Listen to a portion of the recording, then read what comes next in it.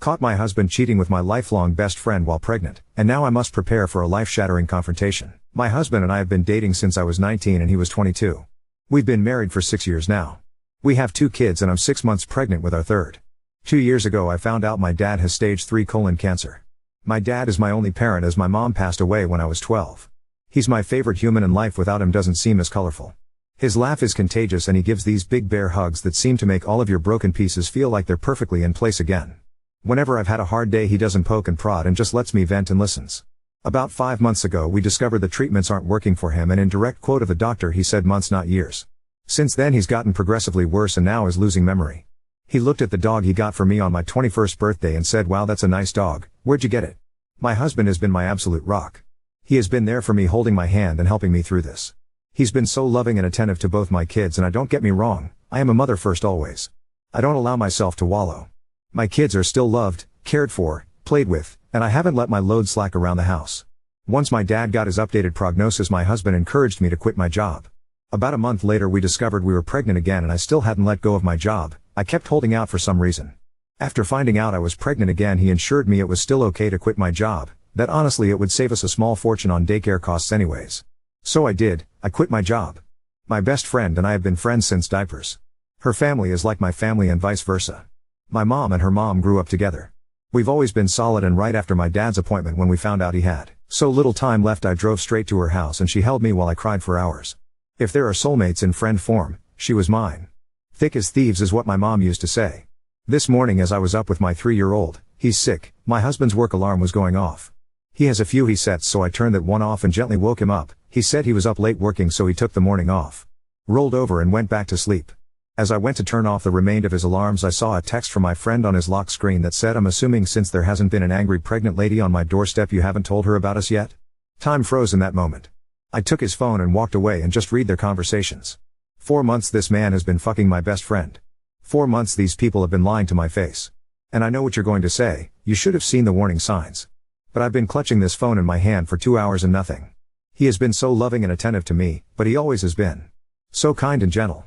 There has been no late night work nights except for once in a blue moon, there has been no lingering touches between them or even glances. They act as they have since the day I first introduced them. How sick is it that she calls him her brother but she screws him? I know so many people get a moment of clarity in situations like this but I have none. Aside from being sad about my dad, I haven't changed. I'm still a loving wife and mother. I still doted on him and my children. I talk to him about how he is doing and how was his day every freaking day. I haven't allowed the ground to swallow me whole. I know what I have to do now, but I just don't want to. I'm about to lose my family and my support system in one blow. I'll confront him tomorrow. Today I just need this last 24 hours of peace. As for her, I won't give her the satisfaction of a response. I don't care why she did it. She did it and it's done. I was always the friend who cleaned up her messes. After today I will cut her out of my life like she never mattered at all. This has to be the hardest storm I'll ever weather, but damn it I know it'll sail through it. If not for me, for my children. Oop, a small update about everything going on since my kids are now in bed for the night. I spent the morning gathering everything I could and making a checklist. I sat in my office for the better part of the morning telling my husband that I was preparing things for my dad. Not a total lie, I did have to get him sorted with hospice today. My boss would be happy to have me back, however my lawyer said pump the brakes on that idea for the time being. However my old boss did tell me that whenever I'm ready, the door is open and to just give her a call. He does not have access to my inheritance from my father nor my mother. My lawyer ensured me in that. I didn't mention her in the post but my Mill is an absolute angel. I love and adore her so much and she's always been a shoulder to lean on. After he had gone to work for the afternoon I asked my now ex-best friend's mom and my Mill to meet me at my dad's house. My kids were outside playing with now ex-BFF's older brother. I just handed them the screenshots, saving them from the unsavory pictures and sex tape though I did tell them it existed. To say they were furious was an understatement, and they are on my side completely. Angie, my now ex-BFF's mom, is ready to cut contact with her daughter completely. She kept repeating how sorry she was. We hugged and cried together. My Mill told me she couldn't believe she raised a spineless terrible human. That no matter what happens I will always have her and as far as she's concerned she doesn't have a son, only a daughter. After an in-person meeting with my lawyer we went over finances, logistics, and everything you could think of. She has all of the proof and she's out for blood. With this post now on TikTok I don't want him to find out by an app because one look at the story and he'd know it was about him. With permission from my lawyer. My ex-BFF, her mom and dad, my STBX and his parents will be having a get-together tomorrow. By the time they're sitting down and showing them everything and that I know. My dad, my kids, and my ex-BFF's brother. He's coming to help me juggle the kids and my dad. Being big and pregnant doesn't help with mobility. We'll be at my dad's cabin a few hours away enjoying time and space. I know a lot of people were hoping for me to get revenge or do psychological warfare, but honestly after my kids went to bed I took a shower and just broke. I don't have the strength or energy to dish anything out. I just want out. Pretending like everything was okay today was too exhausting and I just don't want to do it. Once he finds out tomorrow I'll update with aftermath, as I'm sure it will be huge. Update 1. Angie and Bob ex-BFF Jess STBX, Tyler ex-BFF's brother Jake, and I'll just refer to my dad as Dad. I have a few things I want to get through, so I'll just summarize as best as I can, and if you have any questions I'll answer in the comments. To get this out of the way because to me it feels important. Yesterday I scheduled a same-day appointment with my obgyn and got tested for just about every STD/STI out there. I got the results for most back and they were all negative. There's a few that take up to 2 weeks to get the results back for, so I'll be waiting on those. When I met with my lawyer I brought everything on my end financially wise, including the wills from both my dad and my mom, and I managed to get my hands on his financial documents. He stores his in his office in a locked box. I also brought over everything we had set up financially for my children. While I'm not totally sure if it's everything, I'm pretty confident I got most of it. My lawyer was happy I managed to get my hands on that much. Ruth even handed over her will to me Rom both her and Bob to ensure I was taken care of in the divorce. My lawyer understands I'm wanting a divorce immediately, however she wants to make sure she is thorough and isn't missing any key info. So hopefully I'll have actual divorce papers to give him in about 30 days. I'm not rushing her though, I'm letting the professional do her job. Now for the sit down. I asked Angie and Ruth to describe everything in detail on what happened. Angie, the revenge seeker that she is, forced them to sit through a slideshow she put together of all of the texts. I know a lot of you were concerned about one of them telling them sooner than later, but they were so secretive they didn't even tell their significant others about what was happening. Once the slideshow ended, Tyler tried lunging for Jess and Joe actually had to force him to sit down. Tyler was shouting profanities at Jess and telling her she will regret this. Jess started crying and begging her parents for forgiveness. Bob looked his daughter in the eye and told her he will never forgive her for this, blood or not, she is no daughter of his. He didn't raise his daughter to be this person. Jess was always a daddy's girl, so I think that cut her pretty deep. Jess is in the middle of a divorce herself and her parents were giving her money for her lawyer and they told her she is cut off from them both financially and physically. Tyler's dad was irate. According to Ruth, he looked like he was holding back on throttling him. From there Tyler went straight home. I know because we have a Ring doorbell camera along with a few cameras in the house for our kids to keep an eye on them when we aren't right next to them. Tyler came home and saw that most of mine and the kids' stuff was gone and he lost it. Started yelling and throwing things. The house is now trashed with a few holes in the walls for decoration. When he didn't find us there he went to my dad's. While I did spend most of the day he was at work packing and moving things into my dad's house. We were already at his cabin. Tyler took a baseball bat to my dad's door trying, and failing, to break it down. My dad's neighbor actually called the cops on him and he was arrested. His parents refused to bail him out. I had an appointment with my therapist today. I've had one for a year now since I was struggling with my dad, and it felt good to just cry it out and let everything out about how I was feeling. It was very helpful and she gave me a few tools to work through my emotions with this one. I felt very grounded and empowered leaving my session today. I'm also planning on setting up my children with a therapist when we get back from the cabin to figure out the best way to deal with telling them. I know people said I shouldn't, but I will be telling them, just in an age-appropriate way. I don't want there to be secrets and lies between us. I've always been as open and honest as I can with them, again in the most kid-appropriate way. Just because they're small humans, they're still humans and still deserve the truth. I had a handful of comments telling me I should stay and every man cheats. I should work things out because most of our marriage was good. I refuse to believe all men cheat. My parents were married for 20 years and after my mom passed my dad never moved on. I watched my dad love my mom for 12 of those years and cherish her. I will not accept anything less than that kind of love. He never cheated nor did she. While I'm not sure when I'll be ready to move on, falling in love is the absolute last thing on my mind at the moment. I refuse to let Tyler win and destroy love for me completely. I will move on from this. Jess started blowing up my phone demanding I fix this situation and immediately blaming me. My lawyer told me to not block texts just in case they spill out an additional info I was missing. She was playing the poor me card very hard. The thing is though, I never influenced Angie and Bob to cut contact with their dog. They made that choice on their own. She actually started blaming me for stealing the love of her life. I introduced them when Tyler and I started dating, so not sure where that came from, and that Tyler is only with me for the kids. Honestly, I knew she was just trying to hurt me at that point. I didn't give her the satisfaction of responding though. Between her and Tyler I have about 200 missed calls. Tyler went from begging and pleading me to forgive him. Like I said, I didn't have divorce papers to hand him, so he's stuck in this unknown gray area. I also asked Angie and Ruth to not say anything about the divorce to him yet. Purely just for my satisfaction, honestly. I know it's slightly petty, but keeping him in that gray area of not knowing is my small revenge to him, to threatening to call the cops on me for kidnapping, telling me Jess wasn't the only one, bingo, just what I was looking for, to telling me I'm a stuck-up bitch, to threatening me, to back to begging me for forgiveness. Honestly, it was just a whiplash reading those texts. I'd be lying in saying if those texts didn't hurt me and terrify me all at once, but I refuse to let them break me. As for both of them together, I don't think he is going to stay with her. I think he blames her for blowing up our marriage, honestly. Who knows though, they deserve each other. I was initially okay to do a 50-50 split with Tyler for custody, but after his reaction I don't feel comfortable with that, so I'll likely be going for full custody. Jake has about 30 days of leave he's saved up and he's going to be using them to help the kids and I get settled at my dad's house, and honestly to be there in case Tyler tries showing up going crazy again. He's been such a big help to the kids and I lately, and I'm forever in his debt for this. Last night after the kids went to bed he hooked up his Xbox and we played a game called Diablo 4 together to help me take my mind off of things. It was fun. However, he did sort of confess that he's always had feelings for me somewhere in the midst of things, but also told me to not say or do anything back. He understands a relationship or anything like that isn't on my mind and won't be for a while. He isn't wrong, but just that he's felt that way since we were teenagers and just wanted to get it off his chest. Thank you again.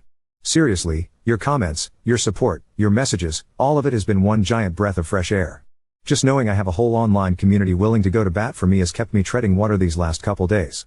Your comments have popped in my head when I felt like just giving up on leaving him because it's so hard, and gave me so many great points and helpful advice. I know I deserve more and I can't accept his actions. And to the people who commented relating to my situation, my heart goes out to you all. This pain is awful and I hate that so many of you can relate, but your stories have resonated deep within me. You all keep commending me for my strength, and my personal favorite is telling me how proud of me you are.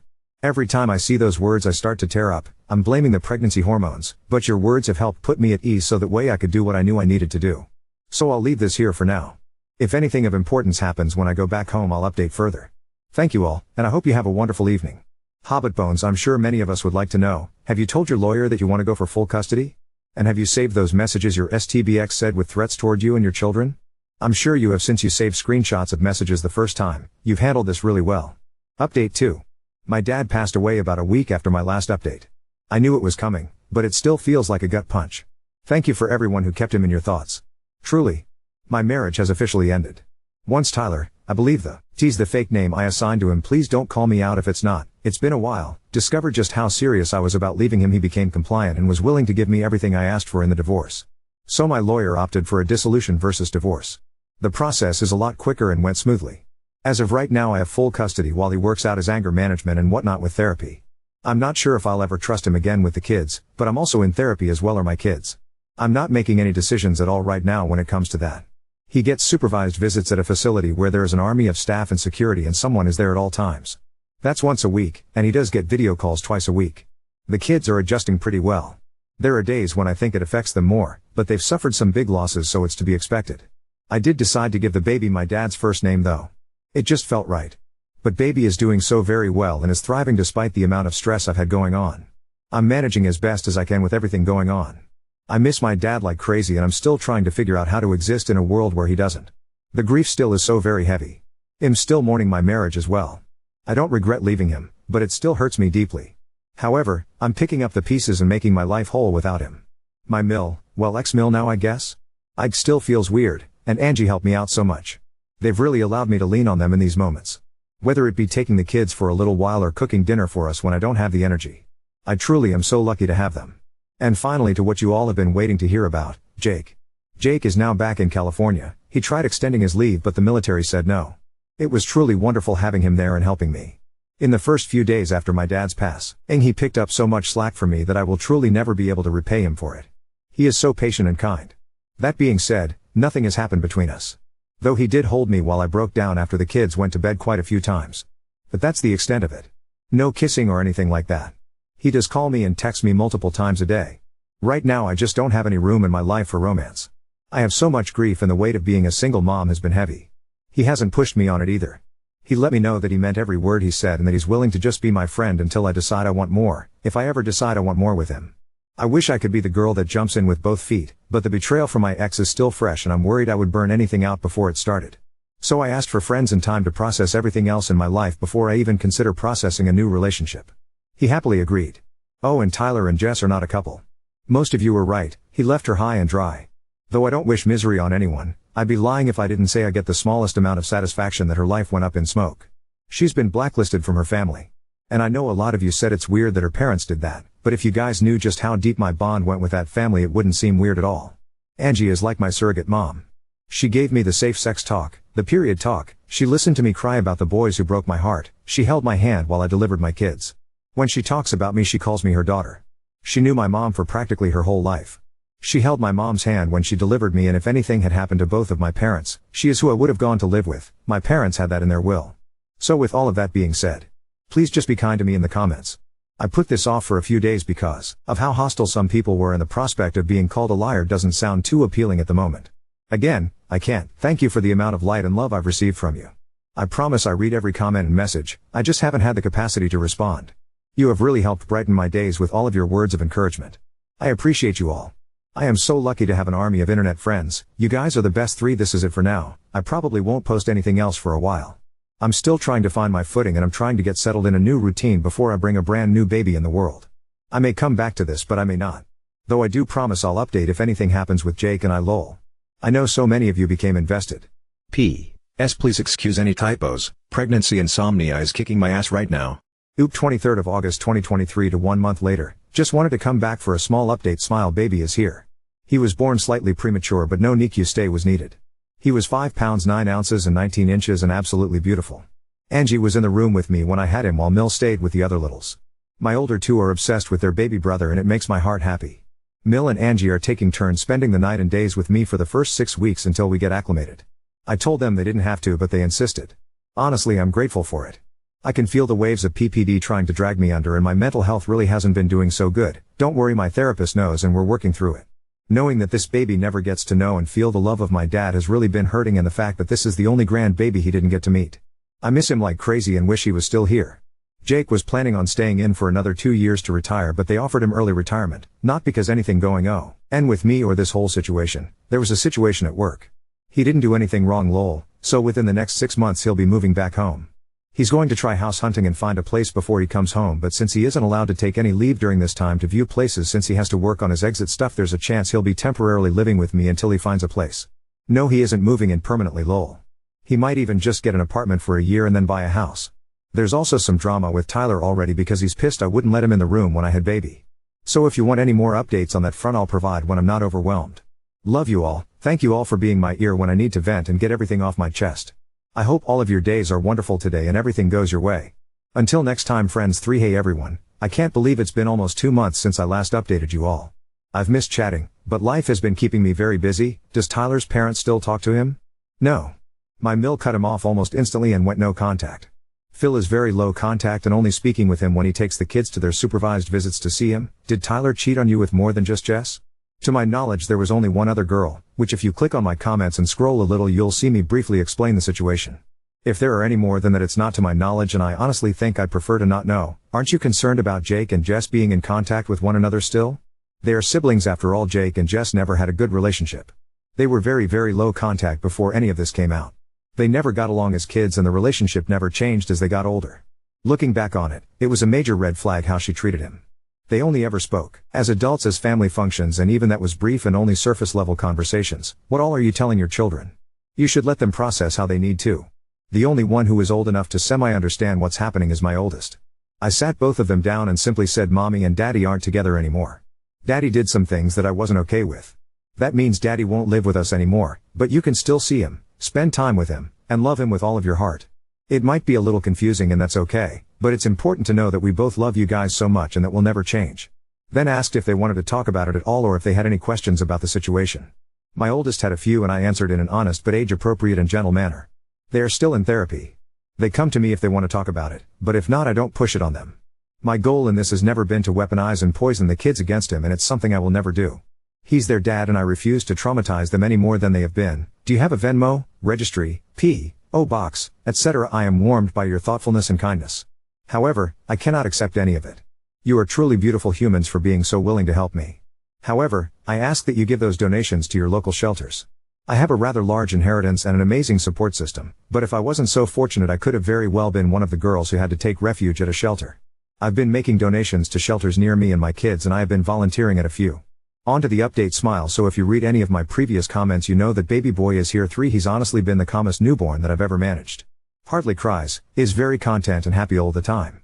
He's been reaching all of his milestone markers, even hitting the ones that aren't on the preemie scale. It's been such a relief and a blessing. The older two completely adore him and are of course eating up the extra attention they get from their grandparents. Yes, Angie and her husband are called Grandma and Grandpa as well. When I went into labor, I had told Tyler that I was in labor, but I didn't want him at the hospital. It is his kid, so I was being courteous. He blew up on me for taking away his right to see his child be brought into the world. I simply turned off my phone to relax and de-stress. He actually showed up at the hospital and had to be escorted off the property by security. Not for being violent or anything, he just wouldn't leave after I had told the nurses. I delivered at the hospital I work at. I'm an RN. I didn't want him around. After that, he hasn't been to a single visit to see the kids. I initially sent him pictures of the baby and updates, but he never responded and eventually blocked my number. After roughly a month, I asked my Phil to reach out to him since no one had heard from him. My Phil actually showed up at Tyler's house to do a well check since I was concerned something was wrong. Even though I don't love him anymore, there is a piece of me that will always care for him as the father of my children. Turns out he has a new girlfriend and just isn't interested in being a dad anymore. He actually even denied paternity, even though he's the only person I've ever been with physically. The kids are honestly and surprisingly okay with him not really being around. No, I didn't feel it necessary to tell them the harsh things he said. Jake has been completely amazing. He had my favorite food delivered to me at the hospital post-birth. FaceTiming me and texting me regularly. Chatting it up with the kids. Hasn't been pushy on me at all. Has let me set the pace completely. Hasn't crossed any of my boundaries in the slightest. He actually booked me a surprise postnatal massage and arranged all of it, including child care. It was the most relaxed I've felt in months. He sends little gifts and food to the house occasionally, especially on my hard days. Jake has truly been a breath of fresh air. He comes home in just over 3 months and I'd be lying if I said I wasn't excited. As for me, I've still been regularly attending therapy. It's really helped me cope and just in general become a better person and mother. I'm still devastated by my dad's passing and grief really loves to put a chokehold on me when I least expect it. Sometimes I just go sit in his office where it smells the most like him and cry. I was very blessed to have such a loving and amazing dad. Angie and Mill have truly been angels on earth. I cannot express how beyond lucky I am to have this amazing support system. Even Phil/Angie's husband have been insanely supportive and kind. I would be lost without their unconditional love and support. As crazy as it sounds, I'm honestly unbothered by the divorce and Tyler not being around anymore. I think I'm more relieved than anything. My heart aches for my children, but I don't think I truly realized how long I was holding my breath and walking on eggshells in that marriage until I was in a space where I didn't have to anymore. My therapist and I really dug deep and took off the rose-colored glasses. In a weird yet awful way, I'm almost thankful I caught him cheating. I think that's why I was so calm and methodical during the leaving him phase. I go back to work next week. I think I'm ready to find my new normal and get back into a routine. While my heart aches my dad isn't around to see it, I'm ready to unlock this next chapter of my life. Cheers to the chapter of healing, self-love, new beginnings, and finding peace within the chaos. Thank you for going through this journey with me, supporting me, sharing your stories with me, and just being here. Love you all internet friends. I hope you have an amazing day. I'll update again when I can. 3. Hey. I just wanted to say how impressive you have handled the situation and how much I admire you for that. I am very happy to hear that you have such a strong support system and that things are seemingly going well for you. I was even more impressed that you help out and donate to shelters nearby. To me you truly seem like a genuinely nice and caring person. What I wanted to ask you is, in the first post you spoke very highly of your husband and how he behaved during your pregnancy and during the time your father was sick. I wanted to ask you whether there were things or signs that you can recognize now in hindsight more clearly. You've mentioned that you talked to your therapist about that. I imagine she has helped you recognize some of these things. Would you be willing to share those signs? I would be really interested in seeing what type of behavior one has to look out for in order to find out if one is being manipulated. One reason why that is because my little sister was in a horrible relationship with an older man and she also had her rose-colored glasses on which prevented her from seeing his true character. It was a stressful time for me and her especially, and I just hope so much that we can avoid these types of men in the future. Anyways, I wish you much happiness in the future, and if you ever decide to make another update, I will be reading it. Smile. Oop. One thing about manipulators is they almost never start big. It always starts small. A few comments, they almost sound like suggestions or will mask them as concerns and will gradually manipulate you into thinking you are the wrong one or you are the one at fault. I don't have many words of advice, but I will say this. Not all behavior is red flag or green flag behavior.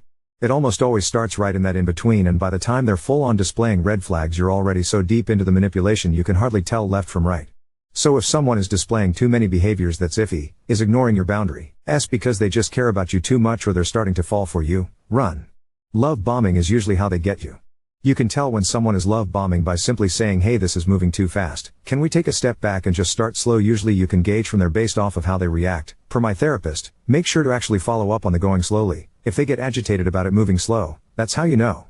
They usually tell lies about things, big or small, so try to fact check everything you can if at all possible. My ex-husband loved to play the you just don't know what real love feels like, because you've never been in a healthy relationship before me card whenever I'd raise concerns. Or he'd get affectionate and say, you're just overthinking it, sweetie. Don't read too much into surface level things. If they just brush off your concerns and don't take them seriously, or apologize and promise to change but don't make any real moves to actually change, get out of the relationship. They will also try to flip it on you if you have anything concrete on them. Make you seem crazy or like it's all your fault. They will never change, nor will they take your concerns seriously. And lastly, just trust your gut. If something feels off, it's because it most likely is. The warning signs are almost always there if you look for them. I hope your sister finds the love she deserves, and I hope she heals from the trauma that was not her fault.